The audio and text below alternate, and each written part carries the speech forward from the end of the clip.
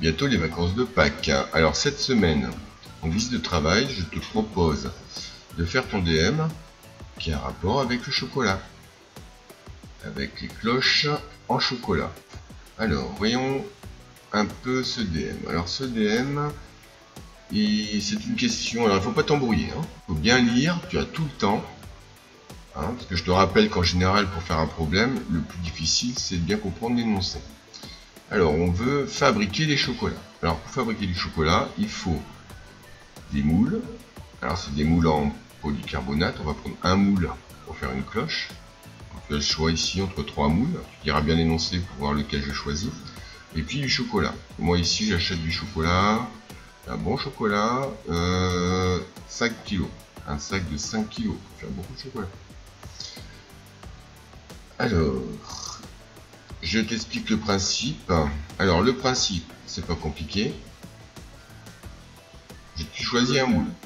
Alors, le moule, soit tu vas payer 32,38, soit tu vas payer 41,12, soit tu vas payer 72,42.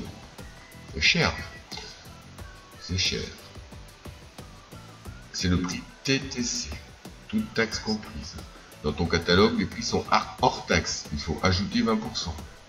Pour ajouter 20%, le plus simple, c'est de prendre le prix multiplié par 1,20. Donc tu rajoutes 20%. À toi de voir. Tu feras une petite recherche. Alors, ça c'est le moule.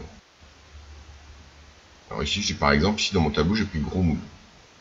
L'énorme moule. Alors, pour faire une grosse cloche. Alors, il faut mettre du chocolat dans le moule pour faire la cloche en chocolat. Ici, je peux régler la masse de chocolat. Alors, tu vois bien que dans le tableau, il y a des nombres qui bougent. Plus tu mets de chocolat, plus ça va coûter cher en chocolat. Par exemple, ici, j'ai 6,30 € de chocolat pour faire une cloche.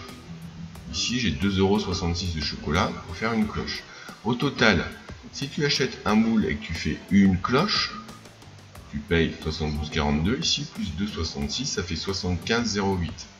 Donc, coût par cloche, pour fabriquer une cloche, j'ai payé 75,08. Par contre, si je fais deux cloches, 72,42 toujours, parce que tu vas utiliser le même moule.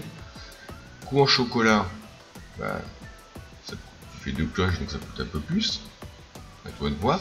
Et puis, au total, 77,74, ça fait 38,87.